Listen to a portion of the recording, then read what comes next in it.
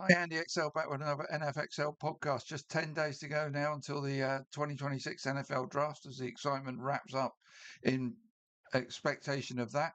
And in this piece, I'm going to have a look at who I consider might be some mid-round steals in this draft. So much of the pre-draft focus will rightly be on the top candidates in this draft class, as most of the stars of the future in the NFL will come from round one and possibly day two of this draft. But that means most NFL teams will find one or more quality additions to their rosters on the opening 2 days. Which of those teams that select superstars of the future will have gained ground on their rivals? But another way to gain such an edge is to find that hidden gem on day three of the draft. Examples of such gems from last year could be running back Cam Scatterbo at pick 105, safety Craig Woodson at 106, defensive tackle Dion Walker, running back Woody Marks, all went in the same area, and tight end Aronde Gadsden at 165, and then even further down, running back Carl Monangai at 233. And there's other examples that you can look at from previous years, like Bucky Irving went at pick 125, Tyrone Tracy at 166, Savachaya Dennis at 153, Henry Ta'o at 167, Chase Brown at 163, Puka Nakua went at pick 177, and Parker Washington at 185 in the same draft in 2023. Jake Ferguson went at 129 and Romeo Dubes at 132. Kyron Williams at 164 and Cade Mays at 199. Jalen Watson went at 243 in 2022. So who could be the hidden gems in this year's draft class? Well, here's a dozen prospects that I think might well be worth taking on day three as possibly being better than their predicted draft rankings. Now, the first one I've got as a day three guy, but he might squeak into day two. But let's go on the basis that if he does drop into day three, then he falls into this category. And it's a quarterback, and it's Carson Beck of Miami. Now, after an outstanding 2023 season with Georgia, Beck went into the 2024 season as a highly touted quarterback, but 11 interceptions in a 5 game mid-season stretch, including 3 in each of the Bulldogs' high-profile games with Alabama, Texas, and Florida, saw his draft stock tumble alarmingly and saw him lose the starting quarterback position to Gunnar Stockton for the conference championship game. Yes, this was a raising of a huge red flag above Beck when he is pressured and when forcing the issue. But what it also shows is how high the consistency bar is held for these young quarterbacks to get over. Right, quick sip of drink. Beck then chose to use his additional year of eligibility and transferred to Miami, where he had an outstanding season into his 2023 year at Georgia. Yes, he did throw a dozen picks again, but 8 of those came in 3 games in the first half of the season. In his last 8 games for the Hurricanes, he threw just 3 picks, as he seemed to be back to his best, maybe even better than ever, as he seemed to have learnt his lesson regarding the interceptions. As somebody who was vying to be quarterback one in the 2023 draft, he could well be the second best quarterback in this class and be much closer to the level of Fernando Mendoza than a potential 100 pick gap would hint at. Um, Given time and the right coaching, I still think Beck has a shot at being a quality starting quarterback in the NFL, and there are not many that prove themselves as being such. So a fourth round pick, if he falls into that round on Beck, could prove to be a real steal down the road. Right, the second one I've got in this category is Harold Perkins, inside linebacker LSU. Perkins is another who was seemingly on his way to a first round pick, in his case in last year's draft, before a devastating ACL injury struck him down and led to him having to withdraw from last year's draft. Prior to the injury, he was slated to be the first inside linebacker taken in that draft, so arriving at this year's edition as a borderline top 10 inside linebacker seems to be on the low side. He did not take part in the combine, but at the recent LSU Pro Day, recorded a 4:38.40, 800ths faster than Sonny Styles, and he's did produced at the combine. And his stats for last year were back at the pre-injury levels of 2022 and 23. So the only doubt about Perkins is the injury and whether it could reoccur. But if he were to fall into day three, the potential you might be getting one of the best inside linebackers in what is a pretty strong, which is a strong class, and you might get him in round four, makes him a potential steal for me. Third up, a small school guy, Charles Demings, cornerback Stephen F. Austin. Demings arguably put up the best all-round athletics performance of any cornerback at the combine, and small school guys have to shine at the combine to make NFL scouts take notice of them, as they've not been exposed to top-level competition. Against the cornerbacks, amongst the cornerbacks, he tied for fifth in the 40 and 10-yard split time and was second in both the broad and vertical. As a former track star, that should come as no surprise. And whilst he lacks the experience of competing against the very best, as a speedy man coverage cornerback with upside given top level coaching, he could become a valuable asset against speedy outside receivers in the NFL.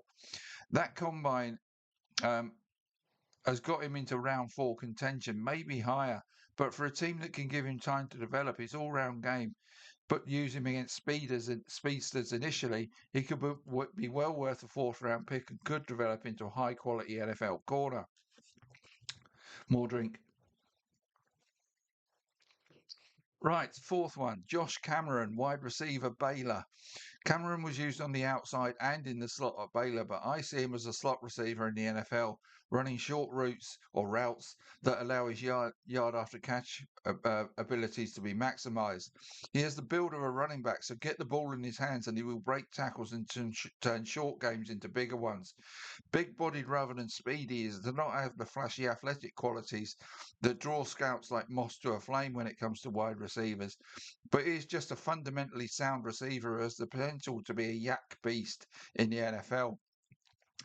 At that second or third receiver out of the slot position, he could well surprise many at the next level, so early to mid day three would be a great time to add him via this draft. Right, the fifth guy is another quarterback, Taylon Green out of Arkansas. Great athletics prospect, but is he a quarterback? Green ran a 4.36.40 at the combine. That would have made him a top 10 wide receiver in that regard and the fastest tight end. He added a 43.5 vertical and 11.2 broad jump that would make him top and second amongst wide receivers and back basically the same as Kenyon Sadiq as a tight end. He's a 4-year starter in college with 51 starts as a quarterback at Boise State and Arkansas to his name. So experience is not an issue at quarterback as it is with others in this class. But his pass completion rate and touchdown to interception ratio are both consistently subpar, which makes me wonder whether he might be better off playing a different position in the NFL. He is the size of a tight end, so my question here is whether this is a two-way bet when you draft him. Could you coach him to be an effective quarterback, or could you even transform him into a tight end given his incredible athletic ability? Could he be Taysom Hill plus plus plus? Surely athletic ability is worth taking a chance on him in round four in what is a weak quarterback draft class and also lacks top end quality at tight end. He's pretty shallow at the top end of that tight end class. If he were able to make the transition to tight end, he could be close to the best in the class given time to make that transition. Right. Fifth one, Seth McGowan, a running back out of Kentucky. Now, go all the way back to 2020. McGowan went to Oklahoma with potential to be one of the leading college running backs, but an off-field issue led to prison time and him being kicked off the Sooners program. In 2024, McGowan resurfaced at New Mexico State with 1,100 rushing yards and 6 touchdowns. That led to him transferring back into the big time with Kentucky, where he put up 851 scrimmage yards and 12 touchdowns. Now, the knock on McGowan is having lost 3 or 4 years due to his off-field issues. He will turn 25 in week 7 of the coming season. So by the time his rookie deal runs out, he will be 28 or 29. That will likely keep him out of the first 2 days of this draft. But for a team that needs a dual-purpose running back ready to go as a backup to a dominant back, he would make really good sense as a fifth-round pick. And if that dominant back got hurt, McGowan might well be able to step up and make hay as somebody who runs hard and seems oh so grateful for being given the second opportunity. His running style makes me think of Cam Scatterbo due to its hard-nosed nature. He's going to make the most of any opportunity you give him, is what I'm saying. Right. Next up is another running back, Adam Randall out of Clemson. Randall certainly had a breakout year as a senior for the Tigers with 1,068 scrimmage yards and 13 touchdowns, having converted from being a pretty unproductive wide receiver previously. And if any NFL team is looking for a big pound it up the middle guy, Randall could be that their man. That may not sound right for a converted running back, but he is a big back that on film does not get knocked backwards. He may not have much of an initial burst, but is a long strider and that really gets into stride from 10 yards onwards. So a team with a really good O-line will be able to make use of Randall, who is adept in the passing game too when required, as you'd expect. So a red zone touchdown beast is what he may be, and he also has the potential to turn short plays into big plays once he gets into stride, and as such is a potential fifth round steal. Right, on to the next guy. And guess what? I found another quarterback. And this is Cole Payton out of North Dakota State. A quarterback out of North Dakota with limited experience, issues with his fundamentals, but with a great strap line as a passer. And boy, can he run. Sorry, have we not been here before with Trey Lance? And here's another wrinkle. This guy's a lefty. The difference here is that Lance was a third overall pick who carried a heavy burden of expectancy to deliver from day one that came with that into the NFL. Cole Payton will definitely need some work as a technical passer to succeed as an NFL starter, and that probably means he needs stashing as a quarterback three for at least a season to enable that overhaul to take place. But he is a superb athlete, as demonstrated at the combine, where he was third in the 40 and 10 and second in both jump tests, and he's elusive as a runner to boot. Taking a quarterback later in the draft is always a good option, as who knows, you may strike gold like the 49ers did with Brock Purdy. This is a different type of quarterback, though. This guy will need plenty of time and coaching to develop greater technique that will result in greater velocity and accuracy as a passer. So he's one to stash away, but he's got potential upside. So he might be worth taking more than some of the other guys in this class in the mid rounds, the more established quarterbacks, the Cade Klubniks, Drew Allars. I'm saying Peyton may have more upside. Right, my next guy is a tight end, and it's Tanya Koziel out of Houston.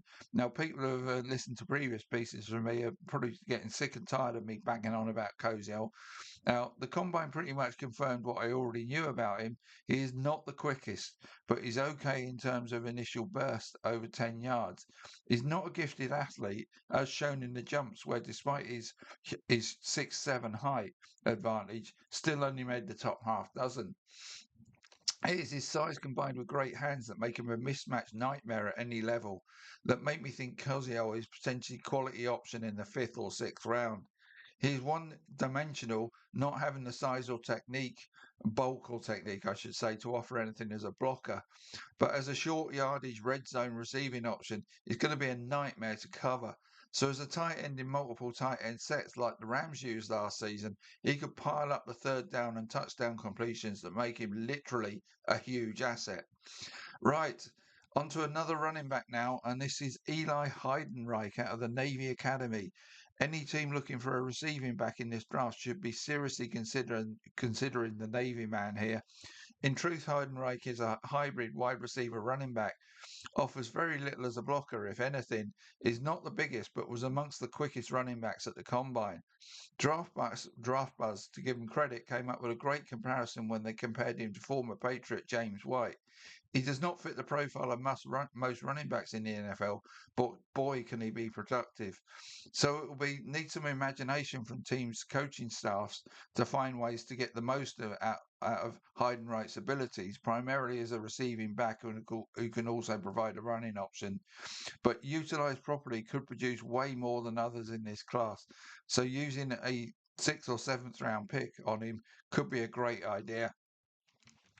On to the penultimate guy in this list, and it's a wide receiver, Xavier Thomas out of LSU. With 6 options available to LSU quarterback Garrett Nussmeier at wide receiver, plus 2 tight ends. The share of receptions available to Thomas may not have been as high as it should have been, but half his receptions came in the final 5 games of the season as he emerged as the leading member of that wide receiver corps. His highlight reel shows him used out of the backfield, on the outside, and in the slot. As a smaller, niftier back, he will not catch many high thrown balls, but put it anywhere in his reach, down low, and he'll make the tough low catches. And once the ball is in his hands, once he's upright, he shows exceptional speed and elusiveness. A 4.28.40, second amongst wide receivers at the combine, was evidence of his speed. He could well prove to be far more than a gadget wide receiver at the next level. He also offers much as a potentially devastating special teams option as a kick returner. So Xavier Thomas is a dark horse late in this draft. May even go as an undrafted free agent, which would be an absolute steal for somebody. Right, the final one is in that same sphere, really. Might be in round 7, might even fall into undrafted free agent territory. And it's a final running back out of Alabama, Jam Miller. Miller is an up the middle bowling ball type runner, short but weighing in at over 220 pounds. He almost exclusively operated between the tackles for Bama. His yards per catch, yards per attempt dropped noticeably last season, and he has never been given a heavy workload during his time with the Crimson Tide. Those yards per attempt numbers and his lack of every down durability will cost him the chance of going earlier than the later rounds. But I'm willing to put that reduced yards per attempt down to a relatively poor Bama O-line, not creating the openings up the middle for him last season. But to go with a strong build, he did display great speed at the combine. So if he found some open field after getting past the first wave of tacklers, he could possess big play abilities that make him well worth a seventh round pick. As a running back who can come in to relieve a bellwether back, Miller may well find a role on an NFL team, and that big play threat due to his speed he possesses could make him a value late round option in this draft. So there's my dark horses, if you like, my potential mid to late round steals in this draft.